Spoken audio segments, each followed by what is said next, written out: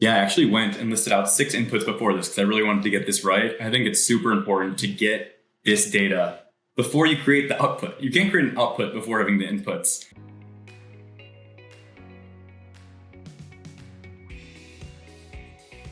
Welcome everybody to the Talking Roadmap Show. My name is Justin Woods and today's special guest is Alex Brodsky. Alex, welcome. Please introduce yourself. Hey there, everyone. I'm glad to be here. Thanks for inviting me, Justin. So I've spent the last 15 years as a software developer, product manager, and fractional CPO for the last few years. My claim to fame is I came up in this agile transformation like most of these last 15 years, and we really were taught to build these roadmaps focused on features. We were grown up in feature factories. That's what's happened to us over the last 15 years. And I've actually built a new company called Iteright, really focused on driving outcomes, driving strategic value to organizations. And that's what we'll talk through today. But I really want to hit the roadmap from all spectrums with you, and I'm excited. Let's dive in. If you're enjoying the channel, subscribe, hit the bell icon, and give us a like. Why don't we get started with kind of just setting the scene a little bit? And you've got great experience in this space as well. What do you think is the purpose of a roadmap in its most primary form? I think a roadmap it's an output. So there's a lot of inputs that need to go in first, and sometimes we forget those things. But product management is absolute chaos. We have meetings all day. We have stakeholders at our throats. We have customer requests coming in. And a roadmap is a really simple way to just visualize that for people. And there's different ways to visualize for different people. When I show my wife the roadmap, it's got to be really simple. She knows nothing about product management. We go to engineers. They want the details, the features. They need to know the timelines. And of course, timelines aren't always hit, but they want to know what we're doing each sprint. And that's why you see things like PI plans, like those 10-week plans about what we're going to do in SAFe. When we're working with our product team, we're talking about now, next, later, made famous by Jana and the Prod Pad team. But it's really like just a visual cue. We don't care about the sprint level. We're trying to think about what are the big features we're focused on next. And now product management is starting to move into outcome roadmaps as well, which is how do we speak to executives about the things they care about? What are the strategic goals of the company? So roadmaps can be all of these things, but there's things we need to understand first. And you need to understand those things before you build the roadmap. And that's what I think has been kind of broken over these last 15 years is we take requirements and we just build the roadmap around those requirements without understanding the why at all in the first place. So it's why are we building this? And we'll dive into some of these inputs today, I'm sure. But that's really my take on what a roadmap is. Yeah, massively important. I think that's captured a lot of the challenges that folks that are new to product management and road mapping in general have found, which is that there are so many different interpretations of it. There's so many different views and types of it. There's different flight levels of it. I spoke to Cliff Hazel in earlier episodes we recorded with him, and he talked about the different kind of flight levels or the different levels of, is it outcome based and what dials we're going to move? Is it the coordination layer and how teams are going to work? Is it kind of like you said, the delivery outputs? I'm excited to see where product management changes, and I think yourself and Iteright are surfing ahead of that curve as well, which we'll come into. But I think that's a great answer. And in fact, you picked up on my next question actually, and we've mentioned this slightly, which is who is the audience of a roadmap? Because I think they're quite varied as well. Yeah, I think it's funny. I started with my wife because it can truly be anybody. And in our conversations too, we've talked about marketing as a roadmap, sales as a roadmap.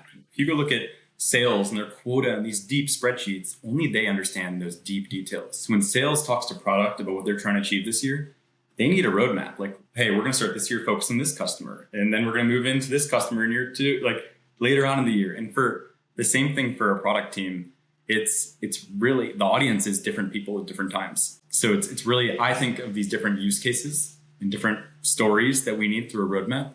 I always start with engineers. I think if you can't get execution right, then you shouldn't be developing or planning at all. So how do we get these people to be accountable? How do we make sure they understand what we're building? They should have links to the designs. They should understand like the timeline we're looking for, why it's important we build this, what epics these stories dive into. So that's really the engineering roadmap. It's detailed timelines, engineering. It's for project management. And that's great for a feature factory. And that's okay to be a feature factory, because that's what engineers do. They want to think the next 10 weeks, what are we building? I think as you move into product management as the audience, it's those outcome roadmaps.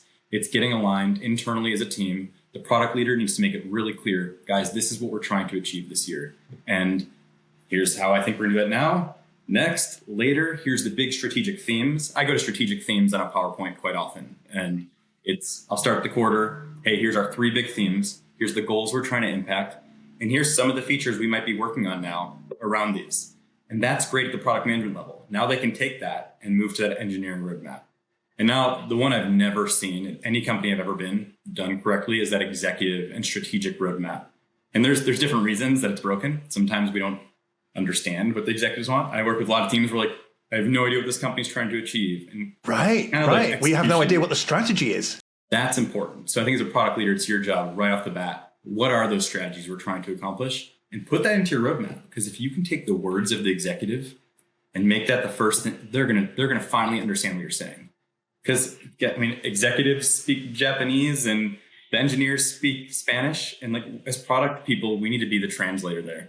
What a fantastic answer. I totally resonate with that. I love the fact that you talked about even the different purposes of road mapping with your wife. I have roadmaps when I think about going on holiday. I've got my own goals and initiatives I want to achieve in my personal life. And so I think, as you said, road mapping's for everyone, but critically, and this is again where Iteriight's thinking, and from yourself as the founder, is that road mapping is for every department and potentially should be sales, marketing. It's not just a product. It's just not just a product artifact there. Something you just hit on that I just want to call out too is, let's say for your weekend, I took a trip to Japan and we created this intense itinerary because my wife and I are both type A planners, but some people want it to be loose. So you really need to understand who you're speaking to too. So we just talked about those 3 use cases, but there are going to be visual CTOs and detailed CTOs. Sometimes a roadmap can be a full document of words because that's what they want. So you really need to understand who you're speaking to at your organization. I know we'll talk about like who we should be listening to, but it's really understanding who you're talking to. That's the key. It's good. As a product manager, we need to discover and learn people. So that's what you need to do. Learn the people we're trying to communicate to from the engineering level, the product level, the business level, and then give them what they need. That's what a roadmap is. 100%. 100%. I've seen some great, I've talked on the channel before about Elon Musk's roadmap of build a car, build a cheaper car, and where he went there. Those 3 sentences for me was a roadmap of sorts. And I think what was great about what you said there is a roadmap is a communication and alignment tool. It has a certain job to be done, and it has to communicate and align with different audiences. And so therefore it has to be positioned and targeted for them. And I think that completely makes sense to me. We may have answered the question already here in terms of the fact that roadmaps can be for different people and different functions, but who maintains the roadmap? Yeah, I think it's the function. So from a product perspective, I think it's the product leader very often who needs to own the structure and teach the team about how this works. I can't come in as a junior product manager and build the roadmap. And I tried doing that at a few orgs, but that's not going to work because most product people are type A. We want to get this right. We see everything about road mapping, and it's okay, I think, as a junior product manager to be building your roadmaps, but that's probably not the one that's going to be shared across to everyone. It's good practice. It's really the product leader's job to educate their team, to educate the business on how they're going to be communicated to. And guess what? The business will often say, I don't want to be communicated to that way. I'd like it this. You're going to get great feedback, just like with any product and customers. So it's the product leader's job to kind of set the tone and own that roadmap. And it's the team's job then to manage that and keep it filled with data. And I think we'll talk about design here and all the different inputs that I believe are important. Yeah, it's a great response. And I think it's moving beyond the roadmap artifact or document and into the road mapping practice or process, which should be we should product manage our roadmap in terms of looking for feedback. Who's it for? What are the personas? And doing that, I think it leads to a much better document. And I think that, again, resonates exactly with what you were saying. It's an internal product. Think about it just like the external product we're pushing out to people. So it's who are you talking to? Who is your customer? Who are the personas for this roadmap? And you're going to have multiple roadmaps. And I think what's so great about some of these tools that are out there is they make it easy to manage one roadmap and like one set of inputs and present different outputs to different people. And that's what's so great about some of these tools. It stinks having to edit 20 different Excel sheets in 20 different ways and keep them up to date. We don't want to be doing that. So some of these tools are really awesome that help you present these roadmaps out. So we talked about you mentioned at the beginning of the session around the roadmap and it is being kind of the output. So it suggests that there's some thinking that we need to have before that roadmap. What are your thoughts there? Yeah, I actually went and listed out 6 inputs before this because I really wanted to get this right. I think it's super important to get this data before you create the output. You can't create an output before having the inputs. And I actually just saw a really great report about 3 days ago, 2024 trends from product school. And they talk about how tech, like our job as product leaders is supposed to be connecting tech and business. And we hear this all the time, but that's their biggest trend for this year. We need to start connecting everything we're doing in product to revenue. And I think because we've done such a good job with the timelines and the feature factory stuff we talk about, and it's got such a bad tone, but that's important stuff too, understanding the requirements and the user stories. But that's my sixth item. That's the sixth thing to know. And that's often all we know as product leaders and product managers. So I'm going to start from the top, but I think as a product manager, our job isn't to start from the top. It's to go top down and bottom up and meet in the middle. So there's really no order to capturing all this data. But I think number one is organizational goals and strategy. So what are those words that your CEO, COO, the chief revenue officer, they're often on a stage, if your company's big enough, talking about these things, getting the company to drink the Kool-Aid. And you're hearing this over and over again. We've all seen the presentation on strategy and what happens after it gets delivered. That goes into some drive somewhere and no one sees it again until next year when we do it all over again and talk. There's why, product school did that too. They talk about the trends for 2023. So different than their trends for 2024, but we probably didn't revisit those trends at all. You're just like, oh, we missed. And that's what often happens with strategy. So we really want to get it right and make sure that we're impacting that strategy. Number two is the impact metrics and success criteria. As product team, how are we going to actually impact that strategy? And that's what I think is a huge gap. We often see the strategies and just walk away and go right back to our features. What are we going to do to impact those strategies and make what are the goals we're trying to hit? It's kind of the OKR mindset, objectives and key results.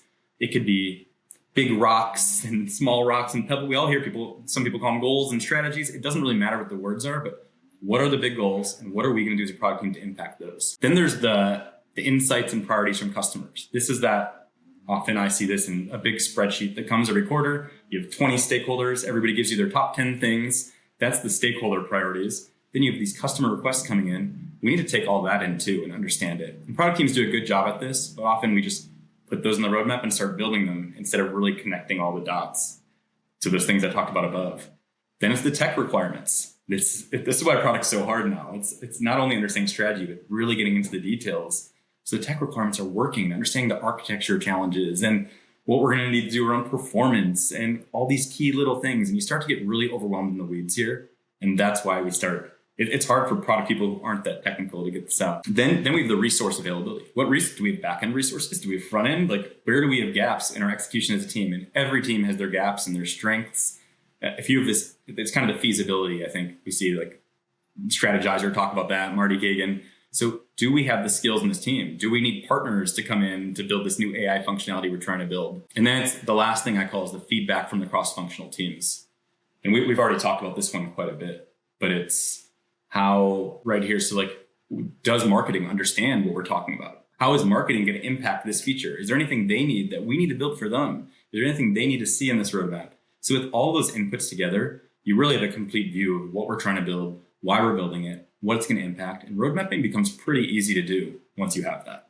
And this is what AI is so great at, organizing data. So if you can have all these inputs and just keep using that over and over again, go ask ChatGPT, how do I explain this better to a marketing individual? How do I explain this better to someone in sales? It's going to help you with that. But what it doesn't have is that unique data and insight that only a product manager can capture. And that's what I just highlighted. That's such a phenomenal response. And I think that's right. There's so many bits to unpack there. But I think using AI to do the mandrolic work of product management rather than replacing product management is a massive thing to consider there. It's like being able to use it as a sparring partner to summarize, to position, to write audiences of what they need to hear makes a lot of sense. And in fact, there's a lot of things that you're talking about there in those 6 things. Maybe talk to us a little bit about how Iteright can help with some of those, because it sounds like you're really well researched in those areas. Yeah, Iteright, let's go to the Marty Kagans of the world and strategize. All these great leaders who talk about the frameworks to use for product. They learn those from their own company. You can't just go take a framework and drop it into your company and expect it to work. It's everything we've talked about. It's understanding what your leaders need to hear. It's your unique product leader. So if we have 20 product managers in a team and a single product leader, there's some key information that product leader wants to make sure that we're going through with each idea we analyze. And that's what Iteright helps you do. We can download that product leader's brain. It creates a unique framework that's scalable, repeatable, comprehensive, for a disciplined way to analyze and get all these inputs. And for people who, like me, who came up in the agile feature factory world where we just cared about requirements, let Jira, let Azure DevOps handle that. We handle everything else. It's all these other inputs around strategies and goals and impact metrics and all the things that often get missed. Iteright helps you track that in a single repository. It helps you collaborate with sales, marketing, customer success. Because if I go and say, hey, Justin, what's your change management strategy for this? It's not up to you as the product leader or product manager to know that. It's your job to go ask someone in change management. If we need to know how are we going to position this in sales, who are we going to sell to first? It's not my job to know that. It's my job to go figure that out with sales and marketing. And when we can get them to be part of that collaboration process, they're not going to hate us as much anymore. They're going to feel like they're part of the journey. We're going to be working together on something. And that's what Iteright's about. Yeah, absolutely. We see a lot of frightening stats from Pendo and other research places talking about, 90% or circa 90% of features that aren't used, which makes it even more important that while we're spending all of this time building stuff, it's ultimately not going to get used. So why doesn't it make sense to actually vet these ideas, quantify them, and do a better job up front so that we can dedicate better resources to it, and maybe even, dare I say, do less of the doing, but do the doing on the right things that move the dials. Yeah, in 2024, it's profitability is in the air, right? That's all anybody's talking about. How do we spend less, do more with less? And I mean, all these tools that have been built over the last 15 years were built on top of agile. So you have Jira to start, but then we have AHA and Product Board and ProdPad and these tools that have been built to visualize what's in Jira. But it was just road mapping without those key inputs we talked about. Then you have Pendo and some of these like amplitude and these measurement tools that measure and show you, well, 90% of the stuff's not being used, or like what's really being used. But what if we never built those 90% in the first place? What if we analyzed these things up front and saved our company money and thought through them and got aligned? Then that's what needs to happen more. And that's where Iteright sits. It's thinking through it fully. Does this make sense? Is this going to impact our strategies? And once you think through that, you're probably going to be right. And if not, we've thought about how we're going to measure it. And you can quickly, before you go spend 4 years building that silly mobile app or doing that whole $2 million UX upgrade that we don't really need, maybe we can see that. Maybe we can see this is going to cost $2 million, and it's not actually going to help impact any of our strategies to move internationally this year. Why did we do that UX upgrade? I have no idea. So it's really thinking through fully, doing things before the roadmap. We need to get better at that. That's what product is. And one more big point on this.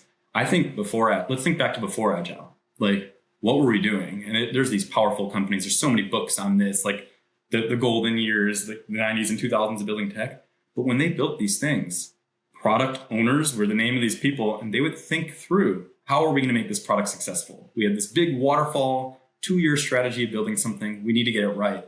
And we need to go back to that mindset a little bit. We're faster now, but how are we going to sell this, market it, support it? What are we going to build first? This goes back to an MVP too. You can't just build one feature. Like, what is going to be valuable that we can put on the market that's going to make us some money and a little bit of impact? That's what an MVP is. And then we can learn and adapt.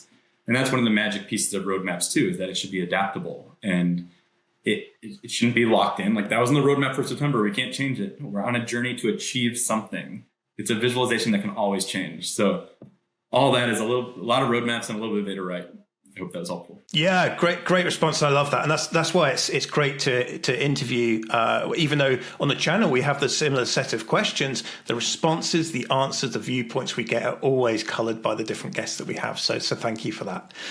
In fact, you ended on quite an interesting point there, and we'll talk a little bit about the design of roadmaps, if we might. So what do you believe are some of the key elements or content of a roadmap? And we touched on some of that with Now, Next, Later, and you talked about roadmaps at being different levels. But from your mind, if you were to take a typical roadmap, what are the key elements that you would want to see on it? Pretty colors. No, I'm just kidding. I do like pretty colors, though. No, but I think it goes back to who is the audience and who are you? Like, when I talk to engineers, I tend to use Notion, a single document, and I'll talk about the feature we're going to be building, and I'll give them a link to the design, and here's some light description about requirements, because I believe they know how to go take those requirements further.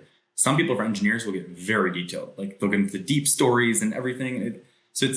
It really changes based on who you're talking to. Again, we've talked a lot about this, but I think the key components, again, go into the most important thing is gathering all of those inputs as a product team. If you can gather all those inputs and figure out what someone needs, you guys can work together to get that product to V1, the product roadmap as a product to V1, to V2, to V3, until it's just something automatic.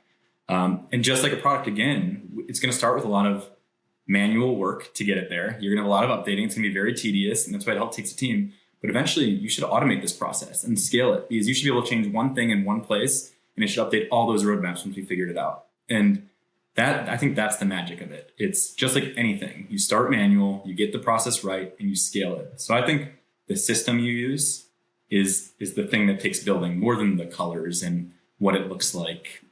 That really doesn't matter. I wonder if there's some tools that you prefer to use for managing and visualizing your roadmap. And that's, I want us to be able to talk about Iteright, but obviously maybe before when you were a product manager as well, what you've seen work well. So actually we can kind of look at, road mapping before Iteright and now road mapping now that you're the founder of it, kind of how you see that evolving. Yeah, so I always start with the presentation, the PowerPoint. I try and keep it to one slide of the big themes we're going after. That was me as a product leader. So just getting everybody really aligned on the themes. And that also helped. That was kind of my middle ground where I could speak upwards and I don't want to say downwards, but over to the engineers and product team downstream. So going upstream or downstream, if I can get that single slide about the themes we're focused on for this quarter, for this year, that was really important. And as we move downstream, then it starts to change. So I used product plan a lot because it was really easy for me. It connected to Jira and it was really pretty.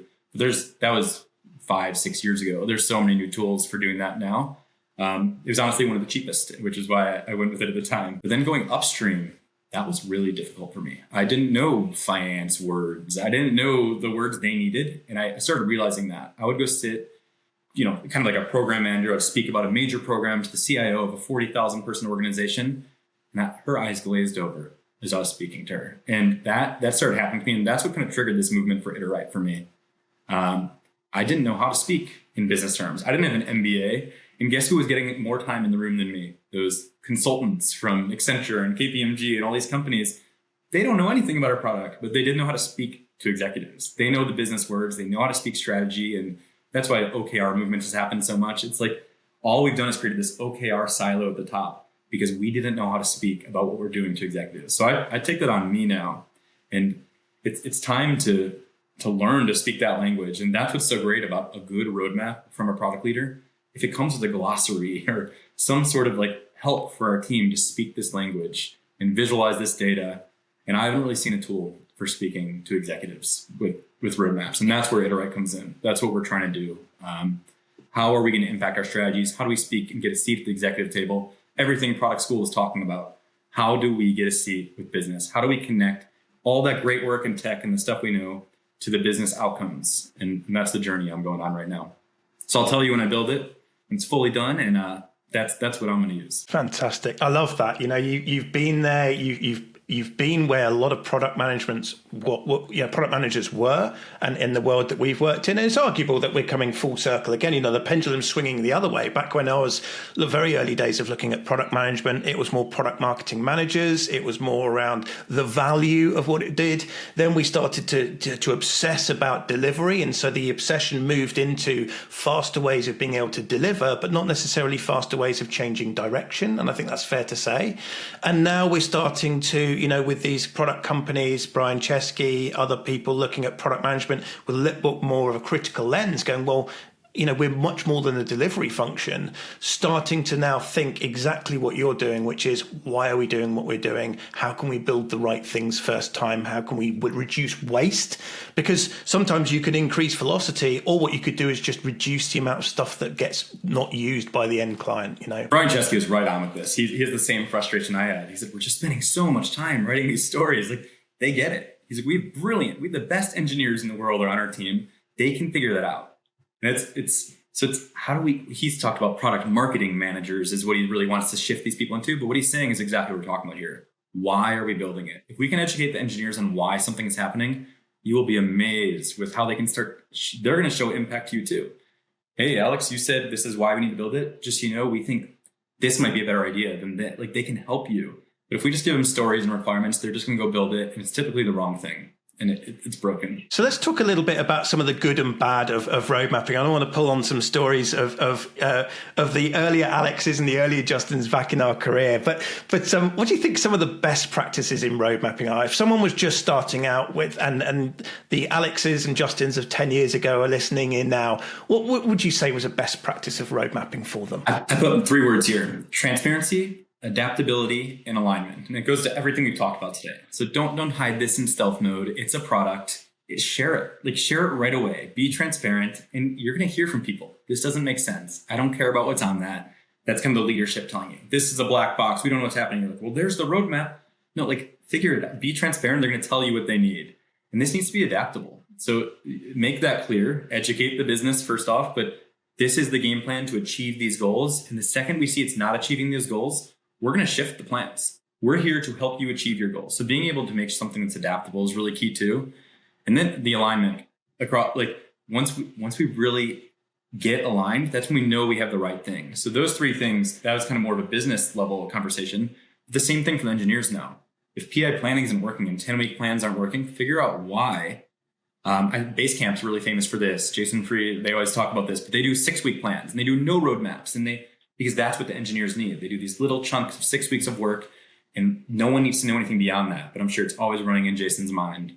So it's figure out what works for your team and make it happen. So it's transparency, adaptability, alignment. When I've done those three things, it's been beautiful. Like that is the tool to get us all rowing the boat in the same direction. Phenomenal. What great advice. And I think that picks up on one of maybe the biggest mistakes that people do in road mapping, which is creating and committing to a 12-month plan that never gets updated. It never gets reviewed with our current learnings. It feels like it's the opposite of what best practice is that biggest mistake. Would you agree with that? Would you say there are any other kind of big mistakes that people make? And the most common one we always hear is overemphasis on deadlines. And it's when you take that engineering roadmap and you created one roadmap for your team, and that is a good roadmap for engineers. It is a good roadmap for agile and what you're doing, but that doesn't translate to the product team, and it doesn't translate to the executive team. And everybody gets frustrated because they don't even know what epic XYZ means. Why is that sitting there?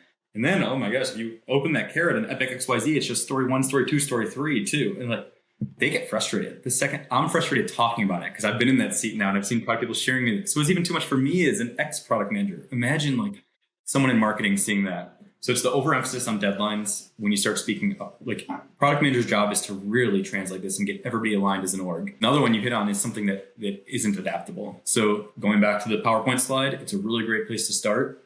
But when you stick on the PowerPoint slide, that ends up in a drive somewhere, never looked at again. And it's when you start putting roadmaps on the slides, that's not the place to manage it. So when you start saying it's okay for a one-time like presentation, but really shift that to an everyday tool that can be in front of people all the time. This is the guide. There's going to be a lot of words everywhere. So like this is the one pager, the visualization that takes everything that's happening. So we just need to constantly be updating it and talking to people about it. It shouldn't be a quarterly review where we take all these new things and just shove them into the roadmap and look at it again next quarter. It's a living, breathing document. It should be on the TV screen, like sitting in the office if you're there.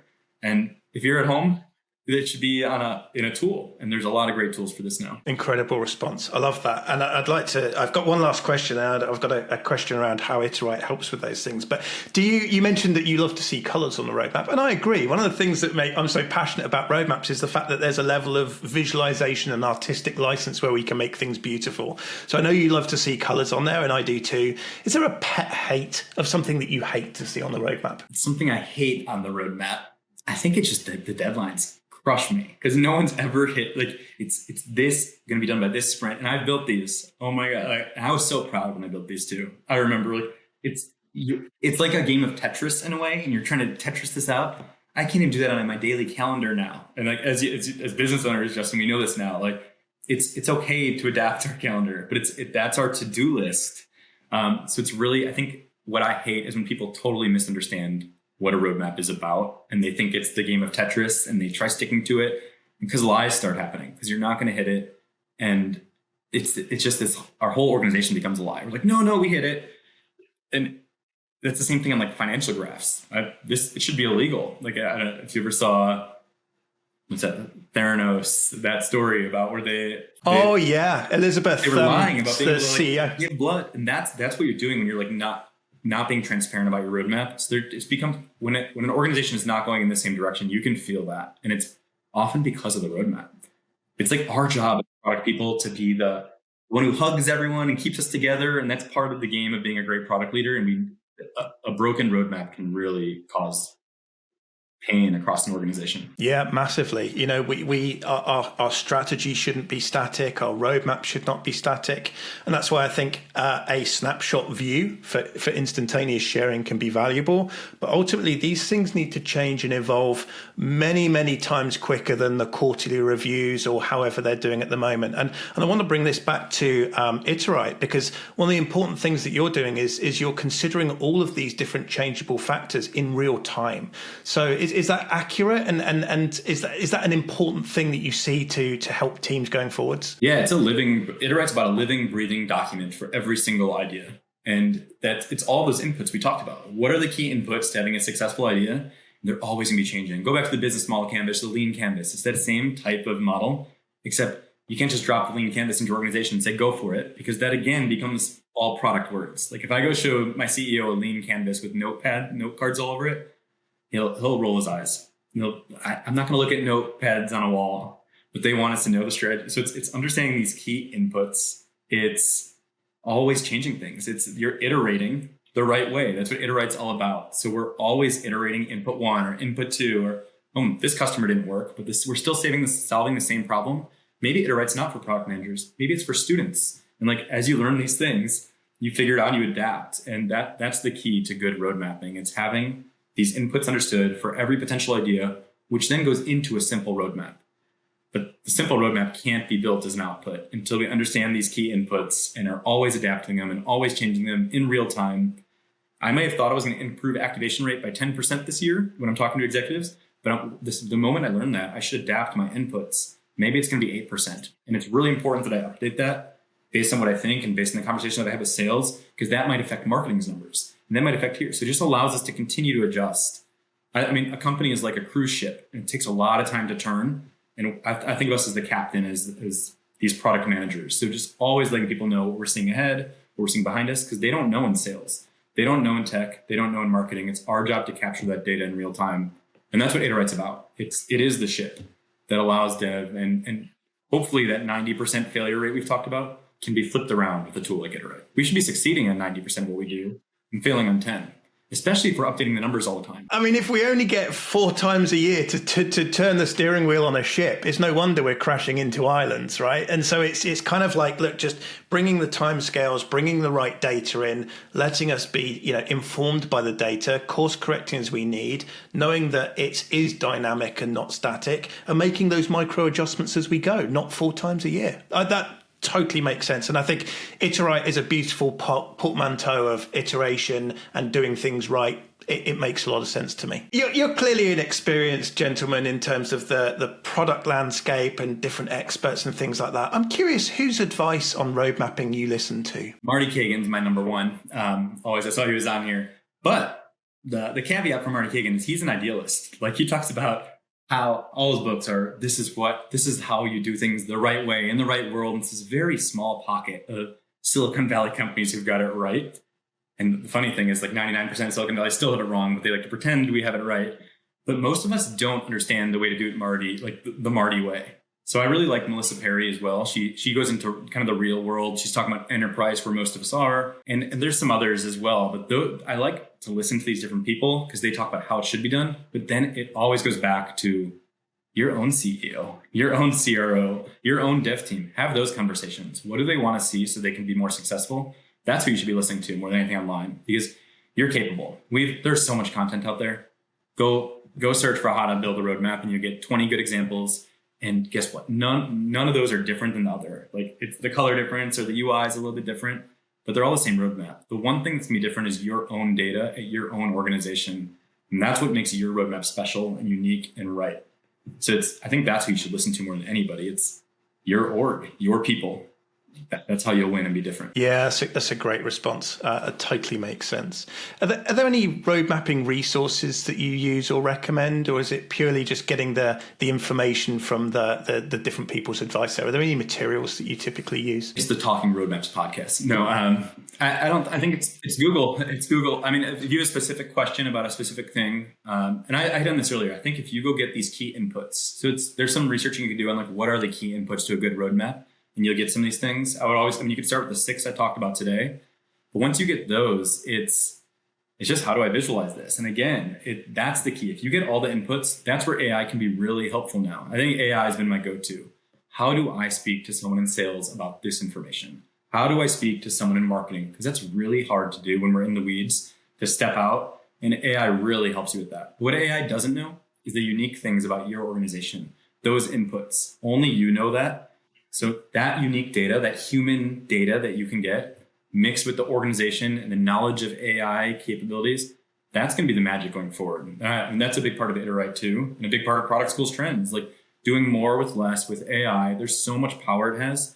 It's not going to give you the answers. It's not going to tell you if building that new tool is a good idea, but it can take your data and organize it and share it in a way that we've never been able to do on our own, because we're too much in the weeds. We're too detailed. Absolutely. And I love that. I mean, Alex, when I logged into the trial and also spoke to you previously a couple of weeks ago, that totally made sense. Your application of AI and the way that you're using things like the Iteright score to make sure that people are populating enough data within the records, or AI is used as a tool to help translate the communication, not to tell people what to build, I think is something that I think really sets Iteright apart, and I'm excited to see, because it's not designed to replace product management or product managers. It's designed to be the ally that helps them to have the important conversations that they were previously left out of the room on, and or like you said, that the consultants were listened to, but product management couldn't speak the language. So I love the fact that all of your experiences so far have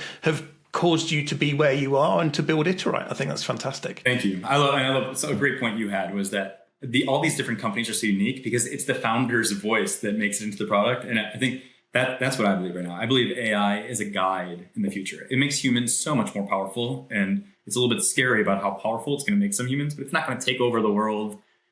We'll see. If you put it in a robot, maybe. But it's really, in these tools, it's going to be a guide. It's not going to be just you see a lot of these tools just like generative text. No, it needs to be, how does it help me? How does it, for me as a company, it's going to make customer success cheaper. It's going to help guide you through. It's going to help use your data. And you don't want to talk to me either. You don't want to go call our customer success team. It's that help chat that's always there, but it sees what you're doing. It sees what part of the tool you're in. It sees what data you've been filled out. It sees what framework you're working on. It knows your strategies. It knows all these things because you filled it in. And it's amazing what it can help guide you to do now. And one of the big examples in Iteright is I say, is this idea ready to put on the roadmap? And you can just click that button. And it's going to tell you, no, like this idea is not even close to being ready. And most of the time it says that for ideas that would typically 5 years ago be already built and in the market. And that's why Pendo is telling you this, no one's using it. It's because we didn't even change our sales deck. We went and built this massive $3 million initiative with the tech team, and our sales team wasn't even aware we were building it, or they didn't change our positioning. So that, I think, is the key to AI going forward. It's guiding you. It's using a unique data set built inside of each of our tools, and we all have all this big data we've captured now. How do we use that unique data plus AI to really help our users be more successful, activate better, learn better in the tools we're creating? What a mission, Alex. I'm totally subscribed to that. I think it's fantastic. And it's the thinking, the thinking that's got us into this situation is not the same thinking that's going to get us out of it. And so, that fresh look on tools and idea validation, I think is really welcomed. I'm going to ask you a difficult question now, but I think you may have answered it earlier on with those 3 words. So I want to invite you to bring them back up again if it's relevant answer here. But if you had to distill your philosophy of road mapping into a couple of words or 1 or 2 sentences, how would you describe it? Yeah, so the 3 words we said were transparency, adaptability, and alignment. And I think that's the big thing. Like, am I showing people, can this change tomorrow if I had to? It'd be really easy to do. And is everybody aligned across those 3 different use cases we talked about? So downstream, my current internal team, and then upstream executives. And the 2 sentences I wrote are that roadmaps are a visual map for building products. They should be showed to everyone, from the tech team to the bosses, where needs to show where we're going and why. They turn big plans, detailed inputs, all of this overwhelming amount of data that no one's ever going to read in your organization into a clear picture so we can all stay on the same page. People don't read. People don't read things. I think I read something like there's 6 seconds is our span now. And I'm sure with Gen Z, like the TikTok world we're growing up in, it's going to be less than that. So if you're going to get less than 6 seconds of reading, a picture is just perfect. And just knowing, everybody should know that we did the research, we did the data gathering, and this roadmap is truth. That's where we want to get to. Yeah, totally agree. It needs to add, and to your point before, it needs to speak to those audience in the way that they can understand in order to maximize the 6 seconds that we've got with them. Alex, is there anything about road mapping or even about Iteright that I haven't asked you or you'd just like to share with us? I think the roadmap take for Iteright, it's very much the upstream approach. We're not going to be creating this downstream timeline roadmaps. Jira does a great job at that already, and there's other tools for that. We are creating the living document that guides strategic decision-making. The one I told you I've never seen done right before.